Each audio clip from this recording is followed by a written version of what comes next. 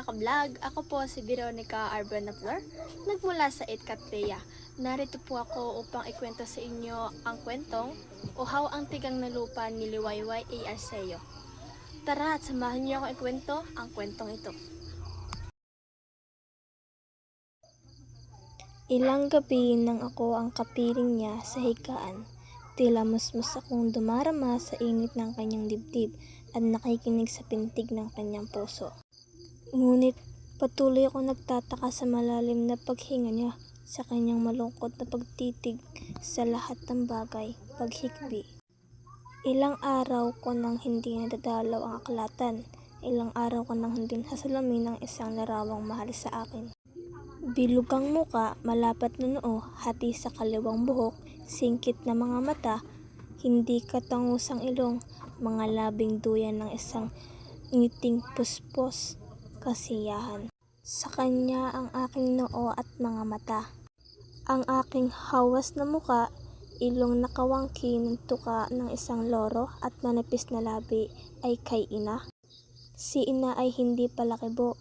Siya ay babaeng bilang at sukat ang pangungusap. Hindi niya ako inuutusan. Bihira siyang magalit sa akin at kung nagkakagayon ay maikli ang kanyang pananalita. Lumigkit ka at kailangang di ako makita. Kailangang di ko masaksihan ang kikislap na puot ng kanyang mga mata. Kailangang di ko na mamalas ang pagkagat niya sa kanyang labi. Kailangang di ko makita ang panginginig ng kanyang mga daliri. Ito rin ang katumbas ng kanyang mariing huwag kung mayroon siyang ipagpabawal. Ang ngiti ni ina ay patak ng ulan kung tag-araw. Ang bata kong puso ay tigang na lupa, uhaw na uhaw.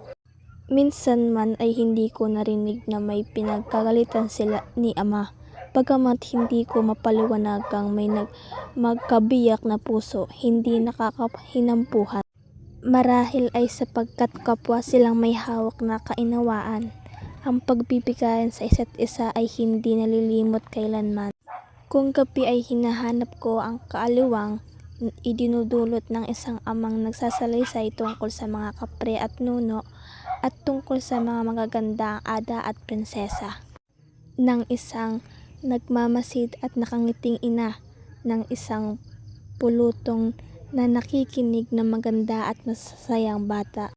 Ngunit sa halip niyon ay minalas ko si ama sa kanyang pagsusulat, sa kanyang pagmamakinilya, sa kanyang pagbabasa.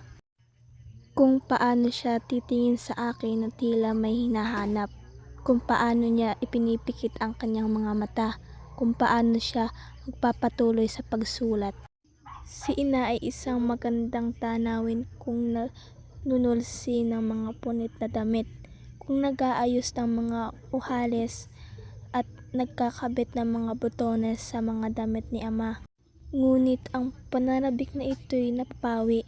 Kabangot-bangot ang aking pag-iisip at ako ay naghahanap ng kasama sa bahay. Isang batang marahil ay nasa kanya kasinungalingang gulang. Isang sanggol na kalungod-lungod, may ngiti ng walang malay, mabango ang hininga, may maliit na paa at kamay, nakakatuwang pisilin, may mga pisngi at labing walang bahid, kasalanan at kasiyasiyang hagkan. O isang kapatid na kahuluyan ng gulang, isang maaring maging katapatan. Sakali mang hindi nagkagalit si ina at ama o kung nagkakagalit man ay sadyang hindi ipimamalay sa akin, ay hinahanap ko rin ang maginaw na palitan ng mga titig, ang mga ngiti ng mga biruan. Sapat na ang isang tuyot na aalis na ako sa pamaalam ni ama. Sapat na panakaw sa sulyap ni ama upang ipadamang may narinig siya. Mabibilang sa mga daliri ng aking dalawang kamay kung makailan kaming nagpasyal. Si ama, si ina at ako. Malimit na ako ang kasama ni ina. Hindi ko nakitang sinasarili nila ang pag-aaliw. Inuumaga man si ama sa pag-uwi kung minsan ay hindi ko kinakapansinan ng kakaibang kilos si ina. Nahihiga rin siyang pagdating ng mga sandali ng pamamahinga at kung nakatutulog siya o hindi ay hindi ko matiyak. Marahil ay ito ang tunay na madarama ng kataling puso ng isang taong inaangkin ng madla. Ngunit walang pagsisisi sa kanyang tinig. Ilang taon na ngayon ang nakaraan nang minsang may ibinalik na aklat ang aming tagapaglaba. Yaon daw ay nakuha niya sa isang lukbutan ng Amerikana ni ama. Ibinigay ko yaon kay ina. Yaon daw ay tala-arawan ni ama. Kinabukasan ay may bakas na luha ang mga mata ni ina. Kapansin-pansin ang lalo niyang hindi pagkibo buhat noon. Lalo siyang naging malungkot sa aking paningin. Ano ang nasa isang tala-arawan? Lasing na lasing si ama. Karaniwan nang umuuwing lasing si ama. Ngunit kakaiba ang kalasingan niya ngayong gabi. Hinihilmusan siya ni ina ng malahinang tsaa. Ngunit wala itong naibigay na ginhawa. Hindi rin kumikibo si ina. Nasa mga mata niya ang hindi maipaliwanag na pagtutol. Sapagkat may isinusulat ako. Sapagkat ikamamatay ko ang paghihating ito. Sapagkat. Idinaraing ngayon ni ama ang kanyang dibdib at ulo. Hindi raw siya makahingang mabuti. Marahil ay may sipon ka, ani ina. Sinisinat ka nga. Isang panyolitang basa ng malamig na tubig ang itinali ko sa ulo ni ama. Wala siyang tutol sa aking ginagawa. Sinusundan niya ng tingin ang bawat kilos ko. Ang kanyang mga bisig, buhat sa siko hanggang sa palad, at kanyang binti, buhat sa tuhod hanggang sa mga talampakan ay makailan kong binubuhusan ng tubig na mainit na inakala kong matatagalan niya. Tubig na pinaglagaan ng mga dahon ng alagaw. Kinulob ko siya ng makakapal na kumot matapos na inumin niya ang binigay kong mainit na tubig na pinagaan ng kalamansi. Nakangiti si ama. Manggagamot pala ang aking dalaga. Sinuklian ko ang isang mahinang halakhak ang ngiti niyang yaon. Hindi ako dating binibiro ni ama. Sanay akong si ina sa mga sandaling yaon. Sanay lalo kong ituturing na mahalaga ang naramdaman kong kasiyahan. Nabigo ako sa aking pag-asa. Nakaratay ng may ilang araw si ama. Halos hindi siya hinihiwalayan ni ina. Sa malalim ng kanyang mga mata may mababakas na tamang maitim na guhit. Anang manggagamot ay gagawin niya ang lahat ng kanyang makakaya, ngunit ayaw niyang ipagtapat sa akin ang karamdaman ni ama. Ipinapaayos ngayon ni ama ang kanyang hapag. Nililinis ko ang kanyang makinilya. Dinidikit ko ang kagugupit na kwentong kalalathala pa lamang. Pinagsama-sama ko ang mga papel sa kanyang mga kahon. Ang pangilalim na kahon ng kanyang hapag ay nagbigay sa akin ng hindi gagaanong pagtataka. May isang kahitang pilos na rosas at isang salansan ng mga liham.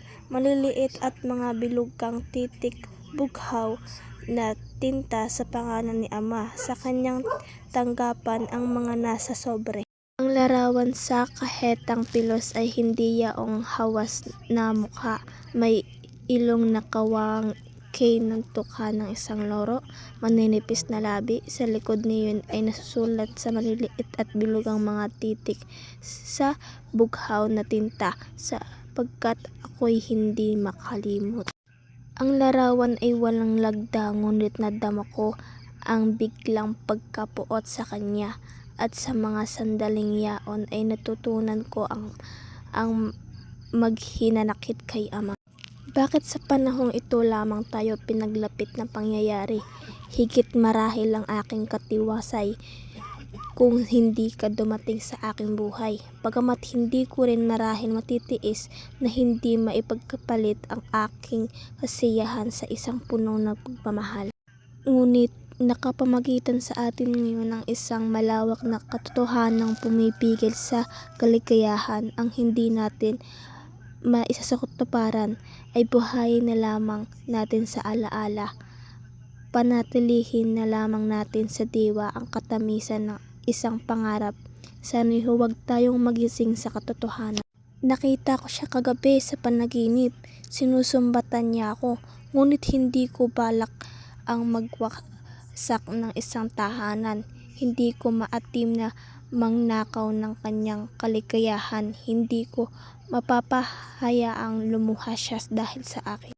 Kung sino mang bahagi ng iyong buhay ay mahal sa akin. Ang mahal sa akin ay hindi ko maaaring paluhain.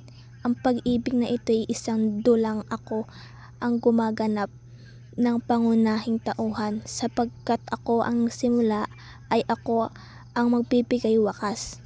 Ipalagay mo nang ako'y nasimulang tutuging nararapat tapusin. Gawin mo akong isang pangarap na naglalaho pagkagising. Tulungan mo akong pumawi sa kalungkutang ito halos pamatay sa akin, ngunit bakit napapahirapan lumimot? Nakita niya ang larawang nasa kahitang pilos na rosas at tunghan niya ang mga liham na nagkalat sa hapag ni ama. Si ina ay dumating at lumisang walang binitawang kataga. Ngunit sa kanyang paglisan ay muling binati ng kanyang palad ang aking balikat at nadarama ko pa ang salat ng kanyang mga daliri. Ang init ng mga iyon, ang bigat ng kanyang pagkakadantay. Ang katahimikang namamagitan sa amin ni ina ay hindi pa napapawi. Iniiwasan ko ngayon ang pagsasalubong ng aming mga titig. Hindi ko matagalan ang paglulungkotang nababasa ko sa mga pangingiyaon. Hiningi ni ama ang kanyang panulat at aklatan talaan, ngunit nang mapaniwala ko siyang masama sa kanyang ang bumangon ay kanyang sinasabi. Ngayon ay aking anak ang susulat ng ukol sa atin, at sa anya'y isang dalubhasang kamay ang uukit niyon sa itim na marmol. Ngunit hindi ko maisasatitik ang pagtutol na halos ay pumugto sa aking paghinga. Nasa kalamigan ng lupa ang kaluwalhatian ko. Kailangan ay hindi ko aanghiking likha ang aking mga daliri. Ang ilang salitang ito, huwag kang panlinlang sa simboyon ng iyong kalooban. Ang unang tibok ng puso ay hindi pag-ibig sa tuwina. Halos kasing kulang mo ako ng pantaliin ang mga puso namin ng iyong ina. Mura pang lubha ang 18 taon. Huwag ikaw ang magbigay sa iyong sarili lang mga kalungkutang magpapahirap sa iyo habang buhay. Si ina ay patuloy sa kanyang hindi pagkibo sa akin. Patuloy sa kanyang hindi pag-idlip. Patuloy sa kanyang pagluha kung walang makakita sa kanya. Ang kanang kamay ni ina ay idinantay sa noo ni ama, at ang pagtatanan ng isang nais tumakas na damdamin sa kanyang dibdib ay tinimpi ng pagdadaop ng kanyang ngipin sa labi. Naupo siya sa gilid ng higaan ni ama, at ang kaliwang kamay nito ay kinulong niya sa kanyang mga palad. Magaling na ako, mahal ko. Magaling na ako. Sa muli mong pagpaparito, ay sabihin mo sa akin kung saan tayo maaaring tumungo. Ang moog na ito'y kinakambilungan ko'y aking wawakasin sa anumang paraan, sa anumang paraan. Ang malabubog na tubig na bumabakod sa mga paningin ni ina ay nabasag, at ilang butil nito ang pumatak sa bisig ni ama. Mabibigat na talukap ang pinilit na iminulat ni ama, at sa pagtatagpo ng mga titig nila ay gumuhit sa nanunuyo niyang labi ang isang ngiting punong-puno ng pagbasa. Muling nalapat ang mga durunggawayaon ng isang kaluluwa at hindi niya nabasid ang mga matang binabalungan ng luha, ang mga salamin ng pagdaramdam na hindi mabigkas.